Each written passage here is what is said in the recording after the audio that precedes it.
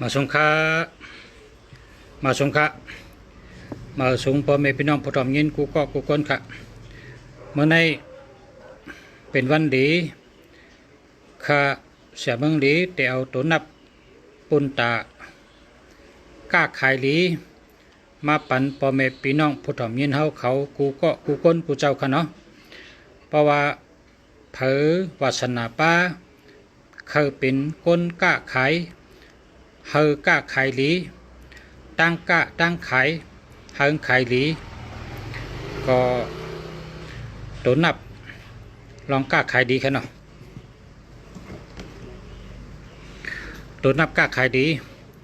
พอแต่ขายตั้งขายเสื้อมือถือเสื้อพงเสื้อจากลาดเฮียแหละ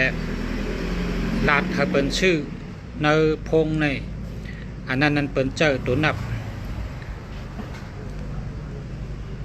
ศูนย์แล้วก็1 2อันนี้เป็นห้องรหัสมันนะเป็นห้องวันรหัส3ตัวในเปิ่นนับ3ตัวในเปิ่นนับนะตา3ตัวนั้นเขาตัดออกทั้งเผยทั้งมันนะ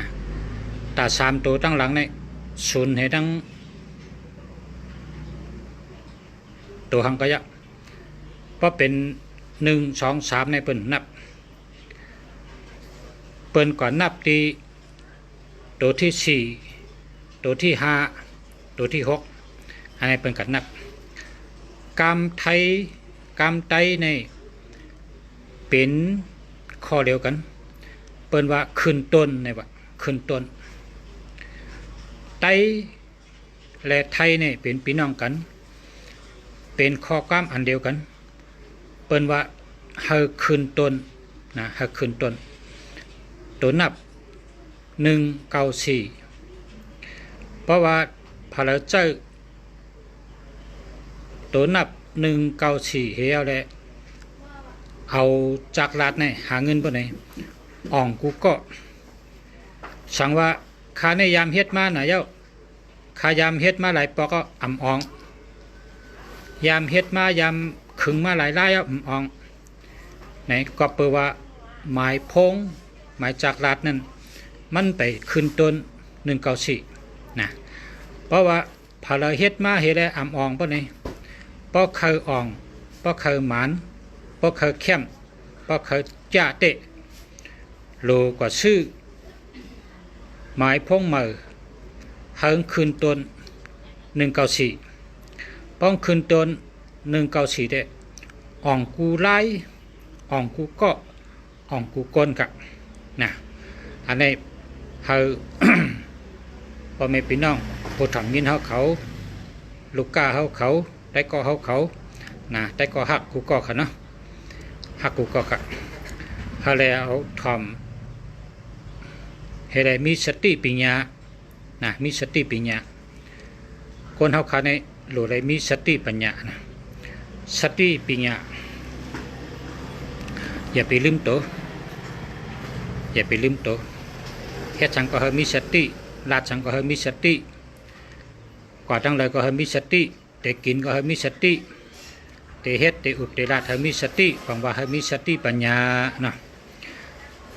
พอแต่หาเงินกล้าขายพอแต่เอาจากลาดให้หากล้าขายพอเฮาลาดทางก็เฮาเปิ้นชื่อตั้งขายเฮาบ่นี่เฮาก็ชื่อตัวนับ194นะขึ้นต้นนะขึ้นต้นเฮาเป็นตัวนับ194ขึ้นต้นเฮาอะไรมาขายของขายโคเอาจากลาดให้ได้หาเงินอ่องกูก็อ่องกูไล่ค่ะนะบ่มีพี่น้องผู้ทำยินเนาะเขากำไรย่อค่ะลอง1กำไรลองที่2ค่ะลองที่2ในลองที่2ในก้นกะก้นขายโยโย่ตันตันก้นกะก้นขายโยโย่ตาตาเพราะพอเลยกะขายโยโย่ตันตันอำโลเจ้าพงอำโลเจ้าจักรัดไว้กับผุยแสงไว้ผุยแสงให้ก็ เอากุ่นก้าตั้งขายเพไว้เฮาลูกก้ามาซื้อเฮาลูกก้ามาหาเฮาเปิ้นมาแวะซื้อมาอุดหนุนมาปั่นแห้งมาจอยชื่อกูวันชื่ออยู่ตาเชกว่าก็ซื้อมาก็ซื้อคนมาซื้อมาจ่ายมีอยู่ตาเชอันนี้เปิ้นห้องว่าหมายพงคนกะคนขายโยโย่ตาตาคนกะคนขายโยโย่นะอันนั้นจำคนกะคนขายเจ้านั้นจำเขาเจ้าแต่เป็นคนโยโย่กันคำเจ้าพงหาเงินคำเจ้าพงเนอลมเขาก็มีพงกูก็ตอนตากับสืบนาการเขาตอนตาเจ้าตื้อส่วนตัวเขาได้เขามีพงก็พงนำปัดเขานำปัดพงเขาคนเจอนั่นทำคนเจออันกล้าขายโยโย่ชั้นนั่นคนอันกล้าขายโยโย่ตานั่นจำคนกล้าขายโยโย่เจ้านั่นจำหมายพงเขาเจ้าจำโลเป็นโดนับจอยเฮเมตตาลีจอยเฮอาจุนลีจอยเฮลาบลีอันนั้นจำคนเจอนั่นเขานั้นเปิ้นเจ้าตัวนับขึ้นต้น324นะ324เพราะเขาเลยเจ้าตัวนับ32 324 32 326 32 328เช่นในไล่อันไรก็หลีกูอันแคมกูอันกล้าขายหลีกูอันมักมีหลีกูอันอาจุนหลีเมตตาหลีกล้าขายหลีกูอันอาทิกเปมันได้ตีป่องมันความหมายมันเหมือนกันครับเหมือนกันเพราะว่าขึ้นต้น194ปะไหนอาทิกเปมันความหมายมันตีป่องมันป่องว่า1เป็นตาวันค่ะคนหูจักกูก็ขาดตาวันมีเผอหูจักตาวันในลุมผ้าเนี่ยเปิ้นหูจักตาวันกูก็1เป็นตาวันค่ะเก้าเป็นเจ้าทอดเจ้าเมียดค่ะเก้าเป็นเจ้าทอดเจ้าเมียดอันมีอยู่ใกล้กับหันค่ะพาเลยก็หันว่าเฮาเก่าเฮาไวเนาะเฮาเก่าเฮาสุดต้องว่าเจ้าหลีผีเมียดเจ้าหลีผีเมียดเจ้าหลีผีเมียดเนี่ยเฮาก็หันชูเจ้าก็หันก้อยกะมีอยู่เต๊ะๆนะเจ้าทอดเจ้าเมียดมันนั่นน่ะเป็นตัวเก่ากำใน19ย่อ1เป็นตาวัน2เป็นเจ้าทอดเจ้าเมียด4นะ4 194 4ในเป็นรองข่าวเงาหลีกลายความหลัดตังหู้หมออุบหมอลัดหมอกับสืบมีข่าวมีเงาหมอหาข่าวหาเงาหมออุบหมอลัดหมอกับสืบเจอในเป็นห้องวัดตัว4เพราะฉะนั้นตัวนับ3ตัวนี่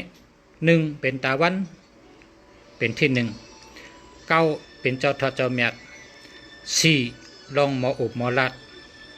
ลองข่าวลองลิกลองไล่มาจู้กันอยู่ทีเดียวแหละจังว่าเหตุการณ์จังก็อ๋อนะครับว่าอันนี้อติกเปมันค่ะเนาะ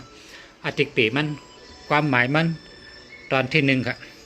กันในมาด้วยตอนที่2ค่ะนะตอนที่2 324นะครับ324ที่ป่องมันป่องว่าคือคาลาเนี่ย3ในป่องว่าหัดหันแลดเซลแก่นแข็งแห้งโตแก่นแข็งแห้งเจอแก่นแข็งทัดเจอแก่นแข็งเหมือนหนังสังซีนะครับแห้งโตแห้งเจอทัดเจอแก่นแข็งเหมือนหนังสังซีเนี่ยมันตัวใหญ่ครับก็ทัดเจอเขาใหญ่สังซีเนี่ยเอาตายจ้างเลยจ้างในตัวใหญ่ลายๆก็มีแห้งเจอแต่ตีกับชูสังซีจ้างตัวใหญ่ละลายง่ายยาวละลายเหยียบได้สั่งซีเลยสั่งซีจำตัวเรียกนิดเลี้ยวขึ้นขี่เนื้อกล้องหลังจ้างกินจ้างไรก็เปิดนั่นแหละตัว3นี่เป็นสั่งซี เป็นเจอหัดหัน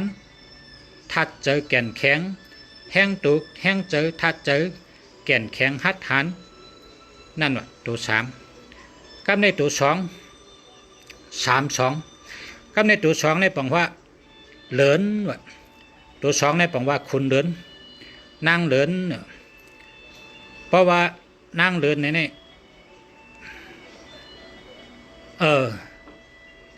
เพราะคุกจะไรว่านางเหลินเนี่ยเข้าหลูวัยเขา1 ปี1 ปอกเนี่ยว่าเหลินในปังว่าหังปันตั้งกัดเย็นปันเมตตาเหมือนหนังเมเจ้าเกจูเนี่ยว่าเหมือนหนังเมเจ้าเกจูเพราะใบเหลือในหิ้วใบขลาเนี่ยเอาเมเข้าไว้เอาก้นยิงไว้เอาเมเท่าไว้เอาเมปลาไว้ก้นยิงเนี่ยใบเหลือนเพราะใบเหลือนในเปิ้นเอาสนับค่าน้ำหอมผ่องตาอันที่เครื่องห่างเครื่องนั่งยิงห่างดีห่างเล่าก็เป็นเครื่องน้ำหอมตั้งเสียงเป็นมุนหอมตั้งเสียงเนี่ยเปิ้นเอายุกเหไว้เหลือนว่าเพราะใบเหลือนเนี่ยเหลือนในปันเมตตาปันตั้งกัดเย็นก็เปิดจากนั้นแหละเปิดห้องว่านั่งเหลือนนั่งเหลือนในซ้ำเป็นตัวสองนะครับว่าตัวสองในซ้ำปันอาจุก้นเขาจังหือเนี่ยเพราะเผยหมายพงเผยมีตัวสองในก็ปองว่ามีเจอเมตตานะมีเจอเมตตามีเจอหมอฮักเหมือนหนังแม่มีเจอโอนอ่อนเหมือนหนังแม่มีเจอหมออุบหมอลาดหมอน้อมต่อก้นหมอหักก้นหมอเอหรือก้นหมอยอมต่อก้นก้นต่อก้นหมอยอมต่อกันมีเมตตาเจอหักเหมือนหนังแม่หักลูกในห้องวัดตัวสองเนี่ยคำใน3 2ยาวหน่อยกันในมาถึงตัว4 3 2 4ตัว4ในซ้ำเป็นทัดน้ำตัว4ในเป็นทัดน้ำตัว3เป็นทัดลมตัว2เป็นทัดลิ้นให้ไหนวะทัดลมทัดลิ้นทัดน้ำไม่อยู่จู้กันก็เพราะฉะนั้นแหละ3 2 4ในดีนะแคมนะ3 2 4ลองหมออุบหมอลาดลองหมอกับสืบลอง หมออุบหมอลาดหมอกับสืบคนกูแชนกูจันยาวก็กับไก่เลยดิกไล่ข่าวเงาตั้งหูจะในเป็นตัว4ก็เพราะฉะนั้นแหละพอเขาเจอตัวนับ3 2 4มาอยู่ในเวอร์เขาในอยู่ในหมายพงเขาก็จะเป็นก้นเหมือนหนังรัดมานั่นตัวแก่นแข็งเจอแก่นแข็งเหมือนหนังตัว3เจอเมตตาตะลาเหมือนหนังตัว2เจอเหมือนแม่นั่งเหลินตัว4 หมออุบหมอลาดหมอขับสืบก้นหมอผู้ข่าวผู้เงาผู้เล็กผู้ไล่นำขึ้นเหมือนหนังตัว4ในว่า3 2 4ก็ได้มาถึง3 2 6นะ3 2 6 3ตัวแก่นแข็งเจอแก่นแข็ง2เจอเมตตาตะลาเหมือนหนังเมเจ้าเกจูเมตตาลี เจอลีเมตตาลีนะตัว2กับใน3 2 6ในเป็นเงินครับ6ในเป็นเงิน6ในหมออุบหมอลาดหมอยุ่มหมอโขหมอเปียกหมอห้องความหมอเล็ดติ่งหมอกาหมอแหวนอนุปิญญาปลายมอนตั้งเสียงเนี่ยเป็นตัว6ก้นอันมีตัว6เนี่ยมีเงินเข้าตาเสนะลาดชังก็เป็นเงินเป็นคำยิบชังก็เป็นเงินเป็นคำในคำว่าตัว6เนี่ย6ในปังว่าเส้นต่างเงินหลีเส้นต่างเงินเข้มนะครับเนาะอันนี้ถ้ามาถึง3 2 8ท่านเนาะ3ตัวแก่นแข็งเจอแก่นแข็งหัดหันแรดเชลกับใน2เจอหลีมีเมตตาดีหักเหมือนหนังแม่เจ้าเกจู8หัดหันแรดเชลอำโกเพอนะอำโกเพอตัว8กับใน ประมาณเป็น3 2 8ตัวไหนซ้ำ8ในเป็นสัตเทนะครับว่า8ในเป็นสัตเท8ในเป็นสัตเทเงินตะกาเงินเนี่ยอำว่าเงินต่อลาอำว่าเงินเคอำว่าเงินมันอำว่าเงินไทยเข้ามาไล่กูไผ่กูตั้งค่ะตัว8เนี่ยพอเป็นตั้งกล้าก็กล้าเรากล้าเนื้อกล้าป่ากล้าโคกล้าตั้งกินกล้าของเจ้าของสอยกล้าไรกูเมียวพอเป็น3 2 8เนี่ยอำเลือกเมียวมัน เหตุการณ์กลางคืนก็ได้เหตุการณ์กลางวันก็ได้กล้าขายอันพิษศีลพิษธรรมก็ปานาจูกะ328นี่ค่ะนะเพราะฉะนั้นตัว8นี่อ่ำเลือกเมียวมันใครกล้าหังก็กะใครขายหังก็ขายลีกูเมียวนะขายลีกูตังเจ้าในดังว่าเมื่อในลุงเสียเอาตัวนับมาปันผู้ถ่อมยินเขาเลยเอาเป็นโคตรตอนหลีในวันเมื่อไหร่เพราะเผื่อใครเจอพงจะได้หาเงินก็ให้มันคืนต้น194ให้คืนต้น194แต่ได้อ่องกูก็ในเพราะเผื่อเตเฮ็ดเป็นก้นกะเฮาเตกะกูเมียวกุนกะตั้งขายตะกะตั้งขายอันเป็นขายในโลกาเนี่ยขายหลังขายชังก็ได้ก็กับพอเป็นปอกาเมกาเขาก็โดดเจอตัวนับ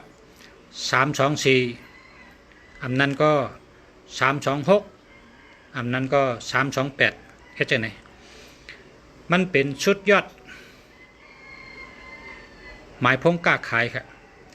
ชุดยอดนำปัดพงกล้าขายชุดยอดหมายจากลาดภายกล้าภายขายกล้าขายดีคนเฮาขายนี่ปอหมอกล้าหมอขายนี่เป็นสัตเทนะปอหมอกล้าหมอขายนี่เป็นสัตเทเฮาขายอยู่มาในอาสา60ปีอะเฮาขายหันคนกล้าคนขายนี่เป็นสัตเทนะคนกล้าคนขายนี่เป็นสัตเทเพราะฉะนั้นผู้ทำยินเขากูก้นหลีได้คัดเจอขึงป้องเฮาตัวเก่าเนี่ยหมอกล้าหมอขายซื้อมาขายกว่าซื้อมาขายกว่าซื้อมาเฮงขายได้เฮง3 ปากซื้อมาเฮงขายได้เฮง5 ปากเงินเขาก็โตตัดสิกินก็เลยกินเงินเขาก็โตขึ้นกูวันเพราะว่าสุเจ้าอ่ำพึกเฮ็ดก้นกล้าบ่ไหนได้สุเจ้าเนี่ยมันอ่ำมีการพัฒนานะสุเจ้าเนี่ยมีการพัฒนาก้นเนี่ยป้อมพัฒนาเนี่ยมันก็แตกกิ่งแตกก้านเลยครับแตกกิ่งแตกก้านเลย1เจ้าน้ำ1แคนแดดค่ะก้นเขาเนี่ยเนี่ยเส้นมันเหมือนหนังเส้นใยกงกาวของเขาเนี่ยเนี่ยพอเขาเจอมันน้ำเส้นมันก็แตกกูวันพอเขาเจอมันไหนก็เส้นมันก็แตกครับมันเหมือนจึงเขาผูกต้นไม้ไว้กิ่งมันนำกระหือหักมันนำกระหือเนี่ยต้นไม้เขาก็แคมกันนั่นครับเพราะกิ่งมันนำก็ได้อยู่โฮมมันน่ะนกก็เลยมาอยู่นกในไก่จรก็มาอยู่จำโฮมเพราะหักนำก็เหมือนร่มก้นเขาก็เหมือนนั้นอ่ะก็โขเขาเนี่ยเพราะเขาเจิมซอยปะเนี่ยมันทึ่งมันเป็นก้นหยันทึ่งที่เมืองกึ่งเนี่ยวะที่เมืองกึ่งในเมืองปานเจ้าผ้าเนี่ยมีกวนกองนะกะชอนปิญญาเมืองตะกะโชเมืองกะลามาเมืองกะลามาตะกะโชมาเผื่อมาฮอดเมืองกึ่งเอาเจ้าผ้าเจ้าเหตุการณ์จังอ่ะกินเราให้เมาจำแฉ่งเป็นตีงประกาศกินด้านเขในเขเร่งได้ไรเขเขาว่าก็ในคนมีปิญญาประกาศกินด้านกะลก็เร่งได้ไรคนก็ในคนมีปิญญาประกาศด้านใต้ได้ใต้ว่าไอ้ขี้เหล้าเนี่ยไปล้างแทนมันเฮ็ดทางนั้นเป็นจังนั้นค่ะย้อนว่ามันหมอปิญญามานำหนังตะกะโฉมาครับว่าตะกะโฉเมืองกะลามา เป็นไข่ในเฮาน่ะอันนี้เป็นอันเตงจะพาขมเจอให้การจังมันเละการจังน่ะมันก็มาจับเราให้กับเละจอมกิ่วจอมก้อนกะเฮ็ดการก็มันใครเฮ็ดเพราะว่าปิญญานำน่ะกำในซะมันได้เจอก้นในป้อมเจอเนี่ยมันหลงลืมเหียเนี่ยเส้นมันก็แตกเส้นมันแตกมันออกกิ่งมันออกหักนะเพราะเป็นฉะนั้นเนี่ยมันตาเขาเตะไรช้อนบันตั้งหูเปิ้นเขาก็จังช้อนพอเขาได้รัดกูวันเนี่ยเขาวนเจนจ้ากูวันตาได้รัดเมื่อเนี่ยเขาได้รัดชังนอเขาก้นถอมไรพ่อนดีเขาได้รัดชังนอก้นถอมเขาไรตั้งหูเนี่ยเขาเจนจ้ากูวันมันเหมือนจังเขาใจเขากูวันครับพ่อแม่พี่น้องเขาชูเจ้าหลุดใจกูวันเนี่ย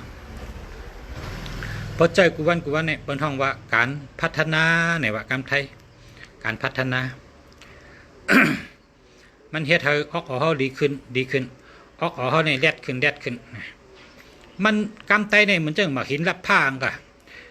ผ้าเขาในชื่อมาเนี่ยพอเขาพันไม่กูวันนี่ก็ถึงลงจ้า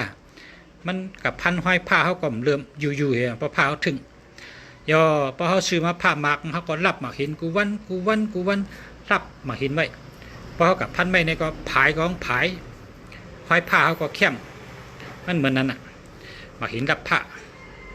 คนเขาขาก็รู้ใจใจกูวันน่ะอย่าไปเช่กันอย่าไปเน่กันอย่าไปลากันนะเยื่อนใดลองจังไหนเนี่ยอย่าไปเน่กันอย่าไปท่ากันอย่าไปลากันอย่าไปวางกันอันเจ้าชาติต่อหลวงพ่อตะลาว่าความหม่อนหนึ่งข้อพอเลยจอเจอเนี่ยเจ็บต่อตัวชากนี่ว่าข้อความอ่อนหนึ่งข้อพอเลยจอเจอเนี่ยเจ็บต่อตัวชากเนี่ยเจ้าชาติสอนกันเพราะฉะนั้นอย่าไปเช่กันอย่าไปเน่กันอย่าไปหลางกันอย่าไปวางกันนะเยื่อนใดๆนะเขาพอเขาใครขึ้นอย่ามาชงในเขาหลเยื่อนใดๆขันทีปรามีวะเยื่อนใดๆอันเขาหลเฮ็ดในหลสติน้ำหลหาปิญญาน้ำหลหาตั้งหูน้ำนะหาเงินหาคำน้ำนะปิญญาตั้งเงินคำในอยู่จอมกันพอมีปิญญาก็มีเงินคำพอมีเงินคำก็มีปิญญาตั้งหูปิญญาในจอมกันตั้งเงินคำตั้งลักแหลมก็เหมือนกันมาจอมปิญญา ปิญญาตั้งหูมาสงค่า094474253338อันนี้ดีค่ะดีเต้ๆค่ะ0944245196อันนี้เดียวดีเต้ๆค่ะ0619577591อันนี้ก็ดีเต้ๆค่ะนะ0627701463อันนี้หามากันนะ0619326823อันนี้ก็แม่นนะแคมเต้ๆค่ะดีเต้ๆค่ะนะเจอแล้วค่ะเจอแล้ว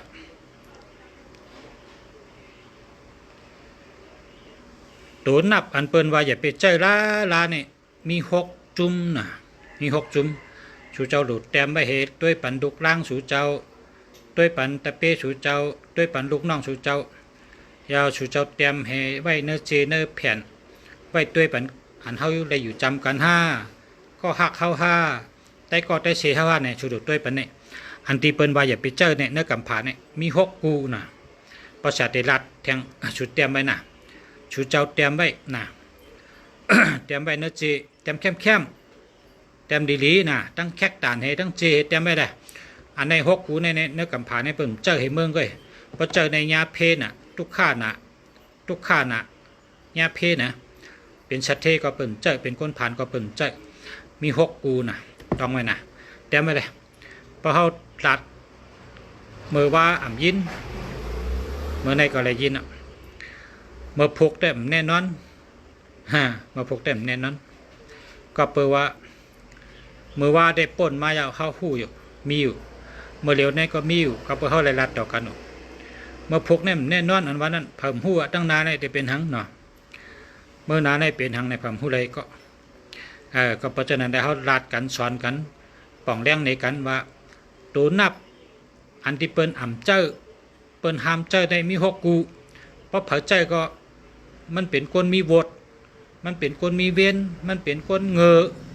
มันเป็นคนที่อ่ำหักตัวอ่ำหักเจ้านะปอเมเฮาหักเฮาเลี้ยงเฮาใหญ่มาเฮาจะเกิดมาเงอนะเงอก็เดี๋ยวเฮาเปิ้นว่ามันดีเฮาจำเจ้าบาคนเงอดีว่าคนหังเปิ้นรัดว่าอันไหนมันดีเนี่ยเฮาจำเจ้าเนี่ยเปิ้นว่าเงอหรือให้ว่าเงอเนี่ยมันจังว่าหังแทงนะกามจ้าอ่ำลีหูป้อมดัดชื่อๆให้มันหุดโตให้ในนั้นอันเปิ้นว่าอย่าไปเจ้าก็อย่าไปเจ้าเฮวกะเปิ้นว่ามันดีก็แปดเฮวกะนะมี6กูไงเพราะเลยนั่นอันติดลีนั่นมีเป็นล้านเป็นแสนนะลุงชาติรัฐแทงมันเนี่ยว่าอันติอ่ำดีนะอย่าไปเจ้ามี6กูนะ1นะ12 13 18 27 37 67นี่แหละ6กูเนี่ยอย่าไปเจอละต้องไว้กูเกาะนะอย่าไปเจอเพอเรามีก็8เชื่อหลายเจอเจ้าเก่าปอเขาเมเขาหักเขากันเร่งเขาใหญ่มาเทวดาคนผีคนสร้างส่งเขามาเกิดเป็นคนให้เขาเลยกินได้รู้ให้เขาเลยทับตาหน้าบารมีศีลบารมีเขาเลยกินได้รู้เขาเลยรู้เลยตันเขาเลยทอกปั้มกำแถมศาสนาพุทธพระเป็นเจ้าเฮืองเปิ้งเสาคืออย่ามาสูงทนถึง5 เฮงปีเมืองไผก็อยากเขาเลยมักเขาเลยมีเขาเลยกินเดืองดูเดืองเขาเลยแคมชาอายุยืนยาวไปอยู่ดีแคมตัวแห้งเจอแห้งตัวแก่นแข็งแห้งเจอแก่นแข็งทัดเจอแก่นแข็งอะไรมีปีหยาตั้งหูตั้งหมออะไรลักแหลมแชมกาอะไรมีปอลีเมลีปีร่องลีเจอเคอลีแต่เปแต่ปั้นลีแต่ก็ลีจะไหนเป็นความชุดตองเขาเมื่อเดี๋ยวในเสียเมืองลีรัดบันว่าอันนี้มันลีในก็ชูเจ้าอย่าไปเจอหรอกอย่าไปเจอป้อมเจอก็ข้าก็ไรเฮือน้ำเพราะชูเจอที่เรียกชูก็มาถามกูวันข้าก็ไรตัวกูวันอันที่มันลีเนี่ยอย่าไปเจอเขาแปดเถอะพอหามาอันเมื่อไกลอันลุงเสียรัดเนี่ยมี6 กู6 กูในเปิ้นเจออย่าไปเจอละเมืองไหนก็เปิ้นเจอตัวเดี๋ยวในเปิ้นรัดกันกูเมืองเปิ้นว่าเปิ้นเจอในทุกข้านาตัวทุกข้าเจอทุกข้านาเฮ็ดสังก้อมอองยอกกาก็นำเพอันว่าเพนั่นเพในก็นำนาเนี่ยว่าเพในเมืองหลวงในเพกำนำในเป็นรองรถรองกาตุ้มตอกยากกัน5ผ่ายากกัน5เช่นนั้นน่ะเปิ้นแค่เป็นเจออันที่ว่ามาอย่าไปเจอละน่ะ12 13 18 27 37 67นะอย่าไปเจอแล้วแล้วก็เขาฉุนให้มีตัวเร็วแกนะฉุนให้มีตัวเร็วแกนะเพราะมันจับกันในเหมือนกันก็ต้องจับกันในอธิเปเหมือนกันนะ12แล21ในจับกันรู้อธิเปก็เหมือนกัน13แล31ในจับกันรู้ต้องจับกันด้วยอธิเปเหมือนกันก็12 13 18ในครับใช่ว่า81ก็แล้ว18ก็แล้วมันจับกันก็เหมือนกันในอธิเปนะเหมือนกัน27ป้องกับเป็น72ในก็อธิเปก็เหมือนกันนะชุดทิ้งจับกันนะป้องจับกันก็ทัดกู้กันนะทัดอันเดียวกัน12 13 18 27กันเนี่ย37นะ37ถ้าเป็น73ในก็อธิเปก็เหมือนกันก็37 73 67อันนั้นก็เป็น76ในก็อธิเปก็เหมือนกันนะอย่าไปเจอละขายกมือไว้ชูเจ้าอย่าไปเจอละต้องปั่นชูเจ้าอย่าไปเจออันนี้ที่ตรงเสียว่ามาเนี่ยอย่าไปเจอพอเหลือเสียนั่นในชูเจ้าสังก็เจอละดีกูเมียวนะถ้าชูเจ้าได้กูชูลีถ้าชูเจ้าได้มีเงินมีคำน้ำกินเชียงลุมเชียงถ้าชูเจ้ามีอายุยืนยาวไปอยู่ดีแคมนะตัวแห้งเจอแห้งแห้งตัวแก่นแข็งแห้งเจอแก่นแข็งนะถ้าชูเจ้าอันที่ได้ทำภาษาเมืองลีรัตเนี่ยถ้าชูเจ้าเป็นคนมักคนมีกูก็ถ้าชูเจ้าอะไรอยู่ดีกินวันอายุยืนยาวกูก็ถ้าชูเจ้ามีเงินมีคำกินเชียงดุมเชียงกูก็นะเขาขามาด้วยหมายพงชูเจ้าเนี่ยด้วยปัญหาชูเจ้าไรหลีนั่นแหละนะถ้าชูเจ้าไรหลีนั่นน่ะคนเขาขาในพอมีตังหู้ป้อมลัดในเพอเนี่ยมันเพหรือไรลัดติ๊กก็หักเขามีผืนหนังก็จังเขามีผืนฉาดเขาก็หลุดลาดอยู่เยอะนะมันจังคนฮอตลาน่ะคนฮอตลาในคนไข่ถวมมีปากคนไข่ถวมมี3 ปากก็ห่อนะหลุดไรห่อเยอะนะคนในเปิ่นหักเขาตั้งกำผาเนี่ยมันมีหรอกจังเขาตั้งมดก็มันมีหรอกก็หักก็มีก็จังก็มีมันเป็นสภาวะล้อกะเมืองคนคงกลางนะว่ากันนะนั่นมันเป็นสภาวะคาในหักชูเจ้ากูก็นะขาลาซื้อขาหักเพ่งกันนะจะว่าคำมาลาดปันอันนี้มันดีนะอย่าไปเจออันนี้มันดีนะอย่าไปเจออันนี้มันดีอย่าไปเจอเนี่ยมีคนเตรียมเขามาว่าดังประชาว่าดีกูตัวเพราะว่ามันดีภาษาก็ว่าชัดทุดีกูตัวก็ดีกูตัวนั่นนะชัดทุของเจ้าเหี้ยวเพราะว่าพอเมื่อเขาสอนเมื่อเขาก็เรียกเขาเป็นลูกอ่อนในเผ็ดหลอกเพราะเผ็ดหลอกในพอเมื่อเขาสอนว่าเนี่ยสาธุเจ้ายาหันตาลง สาธุพระเป็นเจ้าหลวงว่าเนี่ยว่าพอไว้ยกมือไว้ให้ในผีในปลายกับตกต่ำตึ้งเตือกปุ่นว่าเลยกับตกงาไล่ทางปอกมาได้พ่อแม่สอนเพียดเดืองผีเดืองอย่าไปโก้เนี่ยว่าป้องหลอกเขาก็สาธุเจ้ายานตาสาธุพระเป็นเจ้าเนี่ยเพราะว่าเจ้าในเพียดให้เขาปิวลงกับตกต่ำตึ้งเตือกปุ่นว่านะในคนเท่าเขาสอนเขาจังว่าพอเปิดวางเขาเนี่ยว่าสาธุสาธุสาธุเลี้ยนี่นั่นเมื่อปานพระเป็นเจ้าเนี่ยมีก้นกองมาหลาพระเป็นเจ้ามาหลากันไม่พระเป็นเจ้าเนี่ยมันตักเสียงให้กำแผ่นเจ้ามันตักเสียงกำมันขึ้นว่าพุทธะพระเป็นเจ้าเนี่ยเขาหลาเนี่ยมันจะลำห้าเนี่ยแพทย์เป็นเจ้าจังว่าตะกาจังยามมีแขกข้าเนี่ยมีแขกมากินข้าวเฮกินน้ำเนียงให้เจ้าเนี่ยมีเพราะตะกามีแขกในเฮ็ดข้าวดีพักหวานให้เลี้ยงแขก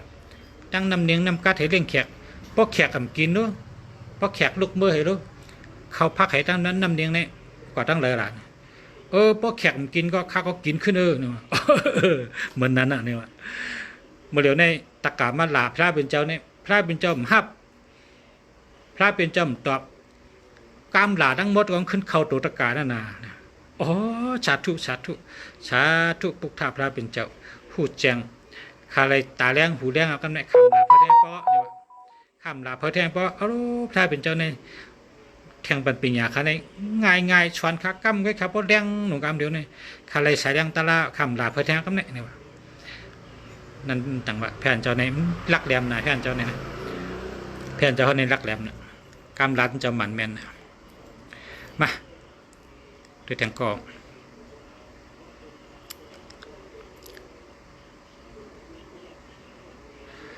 0876617431อันนี้หามากันนะ0969661758อันนี้เจอแล้วค่ะนะ0979117515เนี่ยเข้มเตะๆค่ะ0925544942อันนี้ก็เข้มเตะค่ะนะดีเตะ0980863507 อันนี้หามากัน07เนี่ยเป็นย่อกาครับ07เนี่ย0944969458จะแล้วครับ0989793266อันนี้จะแล้วครับเรียกค่ะนะเรียกครับกินจมจำการจุดจอมมีไรหมายพงดี0627701463อันนี้หามาครับเพราะว่า27ตั้ง70เนี่ยมันเป็น70เนี่ยเป็นย่อกาค่ะนะเป็นย่อกาค่ะ70ย้อนถามประชาทางเบอร์099936995503อันนี้หามากันนะหามากันปลายเป็น503ครับมีศูนย์นี่เป็นย่อกา0626039817อันนี้หามากัน092666222666อันนี้ดีอันนี้ดีครับดีเต๊ะๆครับ6ในเจอเกี่ยวนะตัวเกี่ยวเจอเกี่ยวนะ6น้ำเนี่ยดีจ้ะ6ในเป็นเงินนะวันตะนั่งกันโดย097867055359อันนี้หามาครับ098879732366อันนี้มี73ครับหามานะ0925047656อันนี้หามาครับ0977613611หามาครับนะมาค่ะขมาค่ะมาสิโคสิเด้งขบัตเตก096929778246อันนี้ดี782นี่ก็มีเงินนำเนี่ย782นี่มีเงินนำตัวนับอันมีเงินนำในตัว782878789นะเป็นตัวนับมีเงินนำมือปองมาของมันนำค่ะปองมาของมันนำนะ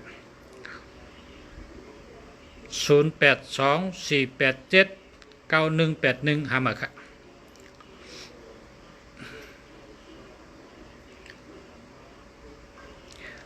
ยินจมขนาดยินจมนำขอบคุณขอบใจค่ะขอบใจอย่านำค่ะกูก้นกูเจ้าย้อนให้กูก็อยู่ดีกินบานเหตุการณ์ขึ้นใหญ่มาสูง อยู่ดีมีเงินหางดีกึกปืนกูก็กูเจ้าเสกำขามาชมกัน0966155193อันนี้เดียวเจ้าแรกครับ096615519993อันนี้ดีแก่เนี่ย66เนี่ยมีเงินนะ61เนี่ยมีปักเปิงจีการดี15มีคนจอยแถม55เป็นคนเจอดีมีปิญญา519อ่องแมงกูเมียว519เนี่ย519915 159ในอ่องแมงกูเมียวนะ199ในคนหูจักง่ายค่ะเป็นชื่อเสียงหลังชื่อเสียงดี993เนี่ยใกล้ตื่นถี่ครับใกล้ตื่นถี่ใกล้ปอกถี่ก้อยก็พอเอา3กับไว้ทั้งปลายเนี่ยเจอไว้อีกนึงเนี่ยตัวเลยทิ้งเจอลองเจอไว้เจอเพอเจอเนี่ยทิ้งเจออีกนึงนะพอเขาใครเจอนิ่มเจอลีเนี่ยเปิ้นเอา5ไว้ทั้งปลายครับพอเอา5กับไว้ทั้งปลายเนี่ยเจอลีเจอนิ่มมีสติเงินคำก็อยู่เห็นไหมครับพอเป็นได้นะพอหาอะไรอันนี้ก็ดีกันนะแค่หมดครับ0942821110อันนี้มันเจิมได้นะหามานะ0944018464อันนี้มันไรค่ะเจิมไรค่ะเนาะเพราะว่ามี18ค่ะ18ได้เปิ่นเจอค่ะนะ18ได้เปิ่นเจออย่าไปเจอหามาค่ะนะหามาค่ะ